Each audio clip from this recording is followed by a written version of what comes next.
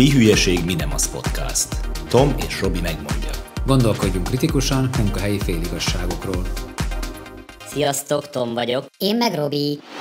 A mai epizódban egy olyan témát választottunk, ami az egyik legfontosabb vezetői tevékenység, ez a teljesítménymenedzsmenthez kapcsolódik, azon belül pedig a teljesítményértékeléshez, illetve a teljesítményértékelő beszélgetéshez.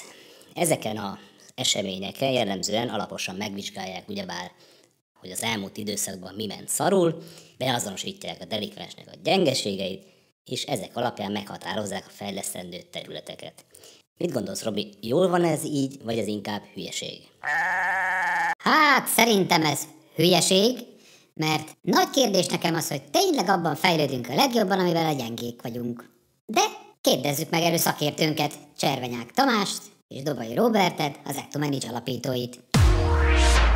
No, hát jó kérdés. Beletrafáltak a fiúk, nem? Beletrafáltak a fiúk már megint, a fene egye meg a jó dolgukat. Hát azért azt mindenképpen megfigyelhetjük, hogy igazuk van. Tehát az iskolában szülőként is egyébként hiába van a gyereknek a bizonyítványba 8 darab 4-ese vagy 5-öse, a szemedet az egész biztosan azt fogja kiszúrni, amiből 3-as kapott, ne adj Isten 2-est.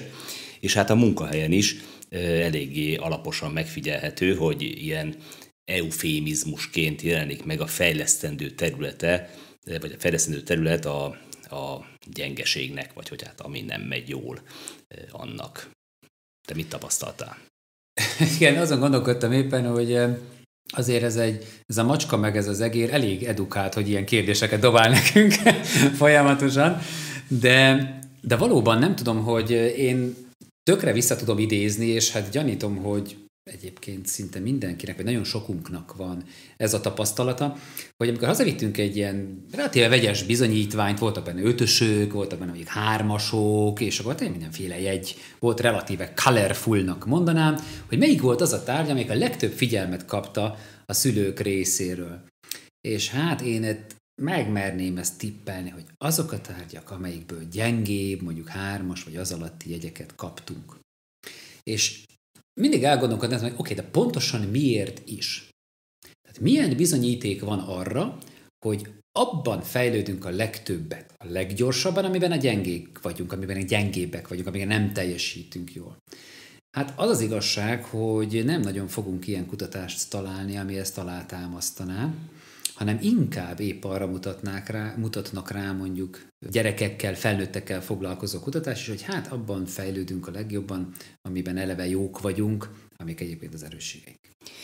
De mielőtt előre szaladnánk, én azért hagyd dobjam be azt, hogy mi a fene van ennek a hátterébe. Tehát miért arra vagyunk drótozva, hogy arra figyeljünk, az üsse ki a szemünket, ami nem megy jól, vagy amiben gyengébbek vagyunk, akár mi, vagy akár mások. Eszembe jutottál most egy sztorit, ami kapcsán így fel tudom ezt vezetni. Emlékszem, hogy a életem első fogadó órájára készültem a nagyobbik fiamnál, és hát ugye mentünk a tanító nénihez, aki ugye hát elmondta, hogy neki hogy milyen nehézségek vannak, mi az, amiben nem teljesít jól a fiam, mi az, amiben le van maradva. Nyilván tudtuk, hogy egy kicsit ilyen határán volt egy ilyen diszfunkciónak abban az időben a fiam, és akkor így, hát hallgattam egy ideig, hogy tényleg igazából ebbe se jó, abba se jó, abba se jó, így se jó, amúgy se jó, oké? És akkor így, hát felmerült bennem egy kérdés, hogy de tanítónéni tudná nekem abban segíteni, hogy mi az, amiben kiemelkedik ez a gyerek a többi közül. És kicsit így azt mondanám neked, hogy mint a Star Warsban zavar támadt az erőben, és a tanítónének elkerekedett a szeme, mint hal a szatyorban nézett, és úgy láttam, hogy hát erre nem lesz neki válasza, nem is volt. Akkor meg is értettem, hogy nekem nem kell így tanítónénikkel erről beszélgetnem, mert nem is figyelünk erre oda. Tehát az első probléma az azt látom, hogy nem azt keressük a másikban, hogy mi jó, mi az, ami működik, hanem sokkal inkább az, hogy hol van deficit, hol lehetne még felzárkózni. És ugye ennek az egyik ilyen genetikai oka, hogy hát van nekünk egy ilyen amigdala nevű része az agyunknak, ugye, ami hát tulajdonképpen az elsődleges érzelem központ, nyilván van több is, de ez az elsődleges érzelem központ, és itt található a legerősebb emberi érzés, amit nyilván ki fogsz találni. Csak nem a beszarás. Úgy is lehet mondani, egyébként igen, a beszarás, azaz a félelem, ugye ez az egyik legerősebb emberi érzés, és az az igazság, hogy azt találták idegkutatók, hogy nagyon erős kapcsolat van az amigdalánk és a homloklebenyünk között. A homloklebenyünk, ugye ez az agyunknak az egyik legfiatalabb része, ez tulajdonképpen a döntéshozásért, a cselekvésért tehető felelősség, és van benne egy kicsi ilyen jövő szimulátor is, csak így most tényleg olyan mértékig ásom ebbe magam, hogy én is értsem, hogy nehogy itt a neurológusok aztán utána keresztre feszítsenek. Szóval tényleg ilyen konyha nyelven így bírnám ezt megfogalmazni, viszont ez a kapcsolat az amigdalánk és a homloklebenyünk között ez egyirányú, méghozzá az érzelmek felől mutat a racionális gondolkodás felé. Tehát teljesen logikus következmény, ami történik, hogy bekapcsol az amigdalánk, hogy én itt érzékelek egy veszélyhelyzetet, hogy hát 3-ast hozott ez a gyerek, hát majd akkor nem tud tovább tanulni, majd akkor nekem több pénz, több idő, több energiát kell beletennem, hogy akkor őt fel tudjam hozni. Úristen, hogy fog majd ő boldogulni az életében. És akkor erre ugye az a cselekvésünk lesz, ugye, amit a homloklebenyünk vezérel, hogy hát akkor erre oda kell figyelni, erre fókuszálni kell, és az azonnal orvosolnunk kell ezt a problémát. És az az izgalmas, hogy tényleg egyirányú ez a kapcsolat, ezt kicsit úgy bírnám neked leírni, hogy nyilván nem, amikor szerelembe esünk, mondjuk, jó, hát egy-két ilyen hollywoodi sztárt azért számoljunk le, de mondjuk nyilván úgy szokott ez lenni, hogy hát először kialakul egy érzés, nem, hogy hát egyébként én ezt a fiút, ezt a lányt, én egyébként ezt lájkolom, és ő egy ilyen jó arc. És akkor persze lehet, hogy utána mérlegelünk racionális szempontokat is, hogy milyenek a körülményei, nem tudom én, milyenek lehetnek a közös kilátásaink adott esetben, de nyilván nem úgy zajlik, hogy ennek marha nagy autója van, akkor én majd szerelembe esek vele. Ugye, ahogy említettem néhány kivételtől eltekintve. Látszik, hogy ez a kapcsolat azért egyirányú, és ez az érzelmek felől mutat a racionalitás irányába, és azért fókuszálunk a gyengeségekre elsősorban, mert ezek azok, amik a félelem központunkat bekapcsolják. 2 dolog jutott eszembe. Az egyik a viselkedéstudomány, ami ezt visszaigazolja. Van egy úgynevezett kognitív torzításunk, aminek az a neve, hogy negativity bias, vagy ilyen negativitás torzítás. Azt jelenti, és ez lehet, hogy ennek ugye evolúciós okai is vannak, de azt jelenti, hogy sokkal nagyobb súllyal jelennek meg a mi figyelmünkben azok az események, és jobban meg is maradnak, amiknek valamilyen negatív töltetük van. Tehát a rossz tapasztalatok, a negatív érzések, azok sokkal erőteljesebben befolyásolnak bennünket. Ez az egyik, amit ide kapcsolatban szívesen elmondtam volna. A másik, amit itt még megemlítenék, hogy hiába tudjuk ezt, attól még hat ránk. Egyébként egy csomó esetben hallottam viselkedéstudósokat arról nyilatkozni, hogy hiába tudják ezeket a döntéshozatali torzításokat, meg helyzetértékelési torzításokat, azok tökéletesen működnek náluk is. És én magamon is sokszor megfigyeltem, hogy hiába tudom például, hogy a iskolában szerzett érdemjegyek azok nagyon alacsony szinten korrelálnak a jövőbeli sikerességgel, attól még ugyanúgy magam alá izélek, amikor látom, hogy esetleg a gyerek nem olyan jegyet hozott haza az iskolába, és bekapcsol ugyanez a szervem, ami szirénázni kezd, hogy úristen, most nem tudom miből, technikából, mondjuk ezt pont nem tanulnak az én gyerekeim, de mondjuk technikából 3-as kapott, és akkor úristen, ez hogy fogja befolyásolni az ő jövőjét. Tehát tök mindegy, hogy te ezt tudod, attól még ugyanúgy beszarsz tőle. Igen, és egyébként nagyon érdekes, pont ez jutott eszembe, hogy és ehhez képest tényleg mit összeharcolnak szülők, hogy a gyerekeiket a legjobb iskolákba járassák, és akkor így össze-vissza tolonganak, hogy a gyerekük a legjegyzettebb iskolákba járhasson, miközben az életben való beválás, vagy a sikerességgel ez rendkívül alacsony korrelációt mutat. Kicsit az jutott eszembe, hogy olyan, mint a rókavadászat, amikor mondjuk üldözünk valamit, ami ehetetlen. Hát, hogy ezt nem nagyon értem, hogy ez teljesen irreleváns, hát miért nem üldözünk olyat, ami finom, vagy aminek haszna is van, hogy hát lőjünk, nem tudom, szarvast, ha már vadászatra adjuk a fejünket. Szóval tényleg néha ezen elgondolkodom, hogy ezt miért is csináljuk, de egyetértek veled, én is ezt tapasztalom a környezetemben, hogy igen, folyik egy ilyen harc. És egyébként az jutott még eszembe, hogy megközelíthetem ezt az egész kérdéskört a hatékonyság oldaláról is, és szerintem ez egy sokkal hasznosabb gondolat. Hogy ugye nyilván a szülők addig kínozzák a gyerekeket, járatják őket mindenféle külön órákra, amíg aztán végül szegények ebbe bele is fásulnak. Persze lehet, hogy valamivel jobbak lesznek. Én ezt nem vonom kétségbe, de azért messze lesznek a kiválóktól. Tehát az nagyon ritkán van, hogy valaki mondjuk egy 3-as jegyet föl tud vinni mondjuk egy sokkal jobbra, vagy sose volt jó matekból, de majd egyszer csak megtántosodik. Hát lehet, hogy vannak ilyen kivételek, de azért nem ez lesz a mintázat. És ugye mindig az jut eszembe, hogy hát ugyanannyiba kerül a középszerű élet, mint a kiváló. Mondjuk ugyanannyi időbe. Tehát ugyanannyi idő alatt éred el, de ugye föltetnénk azt is, hogy hol tartanánk akkor, ha a gyerekeinket esetleg olyan órákra járatnánk, amikben eleve jók voltak. Azt hiszem, hogy akkor már nem akadályoznám meg, hogy áttérje, és akkor mi másra fókuszáljunk, vagy mire kéne a fejlesztésben fókuszálni. És én azt javaslom, vagy azt a javaslatot teszem, hogy mozduljunk át egy kicsit az iskolából, vagy a gyerekekből a munkavilágába.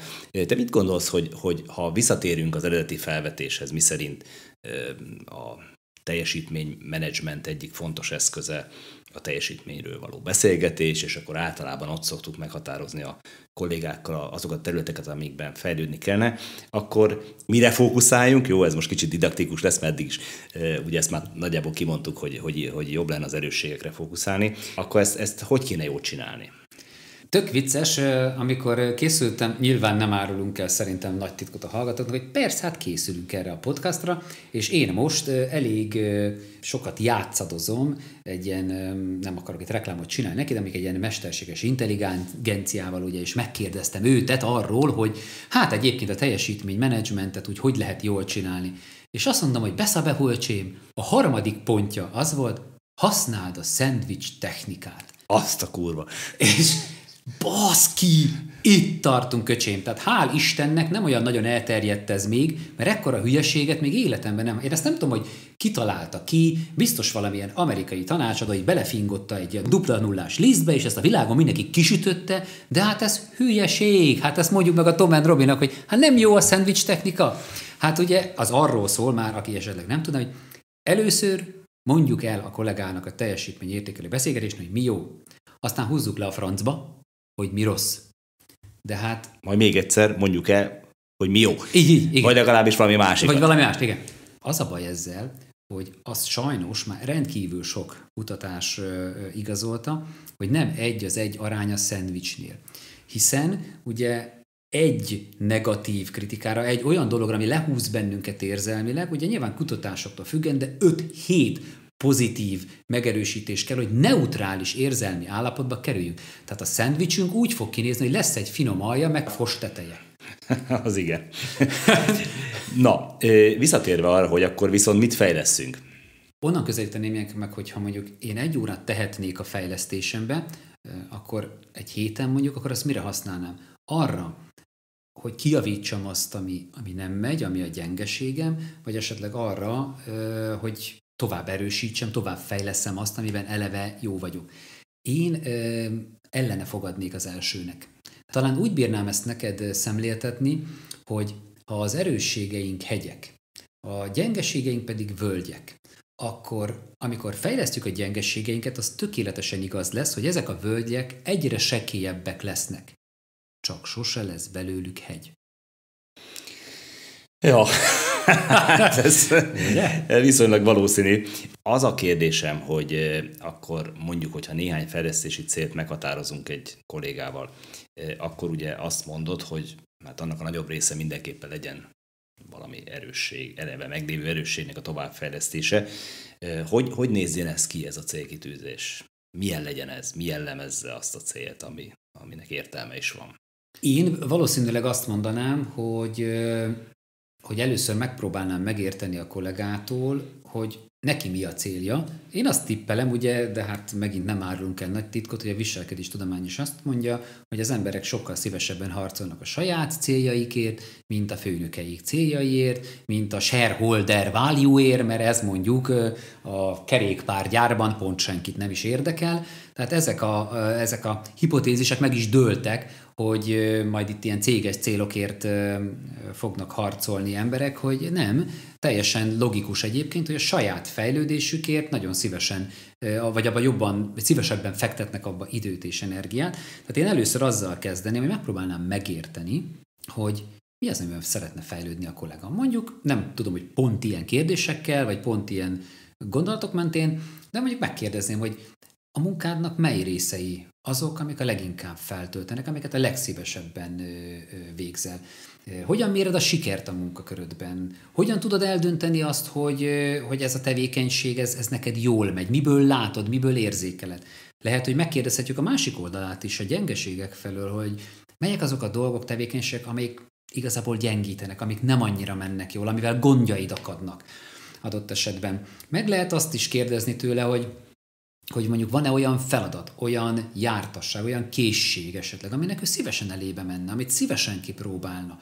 És nyilván így sokkal könnyebb lesz olyan célt összefésülni a vállalati célokat, tehát nem a vállalati célok ellen oponálok, hanem a technika, megint egy jó gondolatot használunk ügyetlenül, hogy jók a vállalati célok, csak össze kell fésülni az egyén céljaival, hogy lesz a számára releváns, hogy abban ő mit talál saját maga számára, amit szeretne fejlődni, és amiben szeretne fejlődni. És akkor lehet, hogy én így indítanék egy ilyen beszélgetést, hogy nézzük meg, hogy mi az, amit te amiben szívesen áldoznál időt és energiát, és hasznos a cég számára, és akkor azt csináld. Oké, azért a realitás talaján maradva vannak olyan készségek, vagy készséghiányok, amelyek azért befolyásolják az egyénnek a mindennapi munkavégzését. Mit kezdjünk ezekkel a gyengeségekkel, hiányokkal? Tehát te hogy látod, hogy milyen mozgásterünk van itt vezetőként?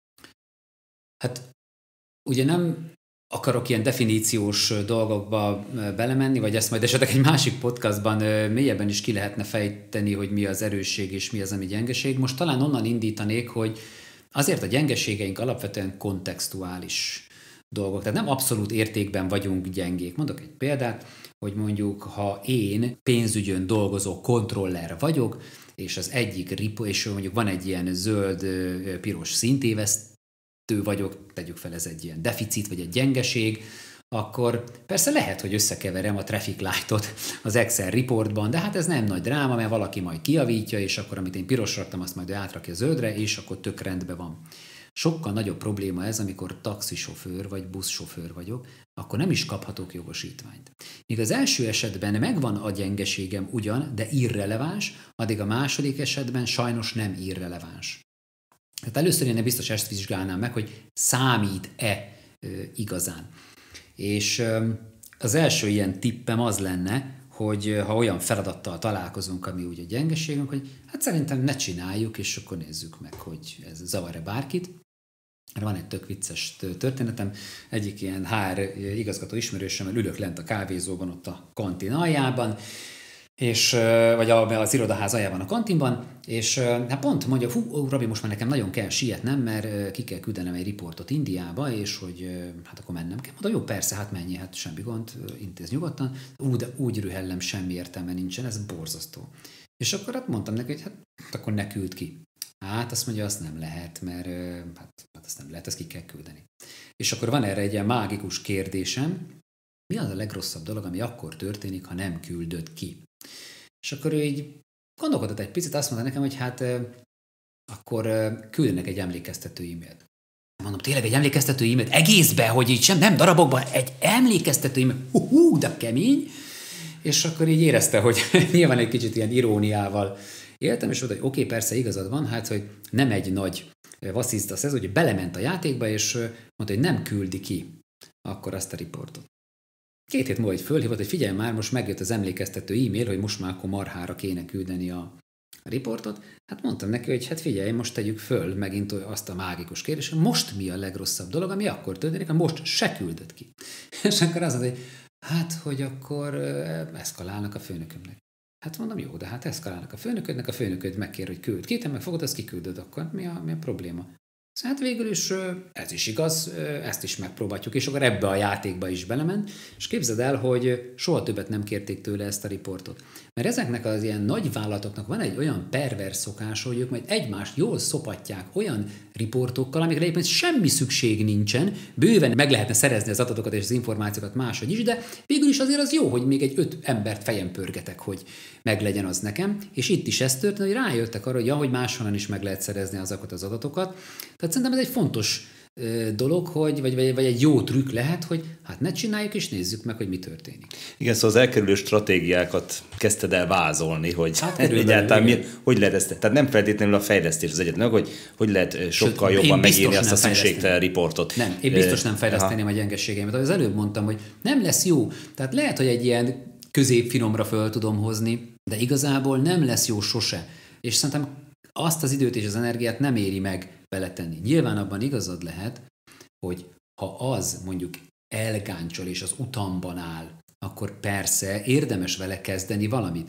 De én lehet, hogy nem rögtön a fejlesztő eszközökhöz nyúlnék, hanem megpróbálnék elkerülő stratégiákat használni. Ami nekem eszembe jutott, ahol esetleg érdemes a fejlesztés eszközéhez nyúlni, az mondjuk olyan helyzet, mint mondjuk egy vezetői felelősség. Tehát ugye azt nem biztos, hogy jó mondani, hogy én vezetői szerepkörben vagyok, ez nekem nem nagyon megy, és akkor ez pont jó így. Vagy akkor majd elkerülöm valahogy. Nekem ez eszembe jutott, hogy talán ott érdemes mindenképpen foglalkozni azzal, hogy előre menjünk, vagy legalábbis, hogy elfogadható szintre felhozzuk azt a viselkedést, ahogy vezetőként operálunk. Tehát lehet, hogy az adott vezetőnek a visszajelzésében az van, hogy hát nem annyira hatékony az ő vezetői működése, és akkor azon csak kéne dolgozni, hogy az annál egyen jobb legyen. Igen, itt egy másik kérdéskört is bedobtál rögtön, hogy mi az, amiben érdemes fejlődnünk, mi az, amiben nem, és miért van az, mi ennek a nem tudom, neurológiai háttere, hogy tulajdonképpen a bennünk rejlő, a vezetőben rejlő fejlődési potenciál az abban van, amiben ő eleve jó. És itt egy picit akkor nyúljunk vissza oda, hogy hát amikor egy ilyen kisbaba megszületik, akkor hát ugye mindannyiunk agya ugyanúgy épül fel, hogy vannak benne idegsejtek, amik kapcsolódnak egymáshoz ilyen axonszálakkal, és egy ilyen nagyon bonyolult hálózat alakul ki a fejünkben. És amíg el nem isszuk. Hát még el nem isszuk. Az a sok agysejtet. Hát igen. Például ezzel is lehet segíteni, csak a kisgyerekek keveset isznak. Igen. Tehát nálunk már például ugye ez nem probléma. Szóval, hogy egy nagyon bonyolult hálózat alakul ki a buksiában, és ugye amikor visszaemlékszünk arra a nem túl kellemes időszakára, amit ilyen miért korszaknak szoktak nevezni, akkor pontosan az történik, hogy megkérdezi azt, hogy de anya, ez miért van? Te elmondod neki a választ, és tulajdonképpen újabb idegsejtek kapcsolódnak össze egymással a válasz hatására. Tehát tulajdonképpen a fejlődés, a tanulás nem más, mint újabb ilyen agyi szinaptikus kapcsolatoknak a létrejötte.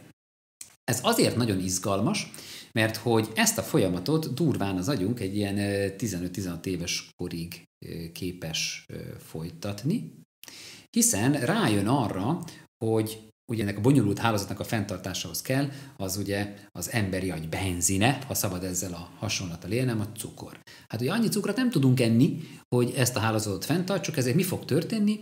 A körülményeink, a neveltetés, a társadalom, a bennünket érő impulzusok hatására bizonyos kapcsolatokat megerősít az agyunk, ugye, ahol úgy fog menni az inger, mint mondjuk a Ferrari az autópályán, és más kapcsolatokat pedig gyengíteni fog, ahol úgy megy az inger, mint a tratya a susnyásba. És tulajdonképpen azt mondják a neurológusok, hogy egy ingerületnek a sebessége az 10-szeres a domináns idegpályáinkon. Tehát lesznek olyan részei, olyan területei az agyunknak, ahol sűrű a hálózat, és lesz olyan, ahol gyenge. Hát mit tippelnél, hogy hol könnyebb az agynak újabb kapcsolatot kialakítani? Ott, ahol eleve sűrű, vagy ott, ahol a ritka? Hát ugye ezt tudom, tehát, hogy... Igen, azért kérdeztek téged. Igen. Kérdezi valaki más, azt a nyulat, vagy azt a macskát, vagy egeret, vagy nem tudom kiket, akik itt befogadtak minket. Ja, hát nyilván ugye ott a nagyobb valószínűség, ahol már több kapcsolódás van. Hát így van. Tehát ugye a bennünk rejlő potenciál, ahol jól tudunk fejlődni, az pont az a terület lesz, ahol eleve jók vagyunk, amiben eleve jó készségeink vannak, és mégis ehhez képest a homlok egyenest másikat csináljuk, a borzasztó nehéz, nagyon rögös utat választjuk a tanulás és a fejlődés szempontjából. Érdemes lenne arról is szerintem szót ejtenünk, hogy mi az üzleti haszna annak, hogyha egy vezető vagy egy cég inkább az erősség fejlesztésére fókuszál. Tehát amellett, hogy anatómiailag arra vagyunk predesztináltak, hogy ott fejlődjünk jobban, ahol már eleve jók vagyunk. Ennek van kutatási irodalma, hogy bizony ez meg is éri. Abszolút. Hát nyilván ennek a témakörnek a legnagyobb, vagy legreprezentatívabb képviselője a Gallup, ugye, akivel mi partnerek is vagyunk. És hát azt tudnám neked mondani, hogy nagyon sok kutatás folytattak azzal kapcsolatosan, hogy tényleg miért jó az, hogyha az emberek a munkahelyen azt csinálhatják, amihez a legjobban értenek, az erősségeiket minden nap, megint ugye minden nap tudják használni.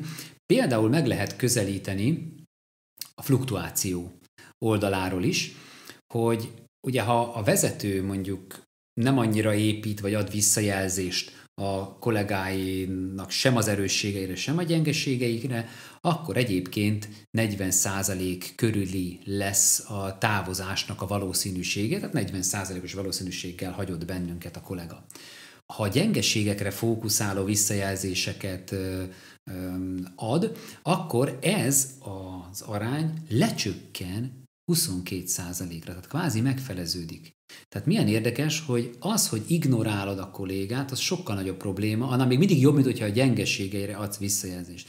Na most azért ne kezdjünk el örülni, ugye vezetőként, hogy mekkora jó ötlet leoltani a kollégákat minden egyes pillanatban, mert ha viszont a vezető az erősségekre ad visszajelzést, és azt erősíti a kollégáinkban, ami jó, akkor ennek a távozásnak a valószínűsége 1%-ra esik vissza. Tehát teljesen jól látszik, hogy például a turnoverben is nagyon sokat lehet profitálni ebből. De mondjuk, ha csak megnézzük, hogy azok a csapatok, ugye egy másik kutatásban mérte a Gallup, hogy azok a csapatok, ahol az erősségekre fókuszálnak, durván 12,5%-kal nagyobb produktivitást tudtak felmutatni, vagy mondjuk 10% körüli profitabilitás növekedést. Most nem mondom azok, hogy ezek nagyon direkt összefüggések, de mégiscsak látszik, hogy azért vannak ennek üzleti előnyei is, amiket egyébként ki lehetne használni. Oké, akkor ha azt azért összefoglalásként elmondhatom, hogy a gyengeségek azok egyáltalán nem egyenlőek a fejlesztendő területekkel. Tehát azt hiszem az elmúlt fél órában arról beszélgettünk, hogy hát ez baromira nem igaz, hogy ez a két szó tulajdonképpen szinonímaként használandó, és hát mindenkit, aki HRS, azt lebeszélünk arról, hogy azt a kettőt együtt használja. Nyilván foglalkozni kell mind a kettővel, körül kell járni mind a kettőt, mert fontos az, hogy mi az, ami jól megy, és fontos az, hogy mi az, ami kevésbé megy jól. Elsősorban ugye az erősség fejlesztésére érdemes fókuszálni, mert ott lesz a legnagyobb megtérülés, és érdemes megnézni, hogy amiben gyengék vagyunk, az egyáltalán kéne csinálni, vagy tudjuk-e valahogy máshogy megoldani, tudunk-e valami más kollégával összefogni, vagy másokat bevonni, másképp felosztani a feladatokat, és amit elkerülhetetlenül fejleszteni kell, azt pedig valamennyire egy elfogadható szintre kell feltornászni. Ezt olyan szépen mondtad, hogy nem is tudok ehhez most hozzáfűzni. Fölösleges volt itt pofázni 30 percet előtt. Igen. Végülis azt töröljük ki, és akkor ez már pont elég lesz. Ennyi volt már a Mi Hülyeség, Mi Nem Az podcast. Köszönjük szépen a figyelmeteket, hogyha tetszett, akkor iratkozzatok fel a Tudatos Vezetés és a Management-or YouTube csatornánkra, vagy az általatok preferált podcast szolgáltatónál a Mi Hülyeség, Mi Nem Az adásra. Ha érdekelnek az írásaink, akkor látogassatok el az Ektumel és a Tudatos Vezetés blogokra, és ott megtalálhatjátok az elérhetőségeinket is. Nem sokára újabb epizóddal érkezünk. Sziasztok! Sziasztok!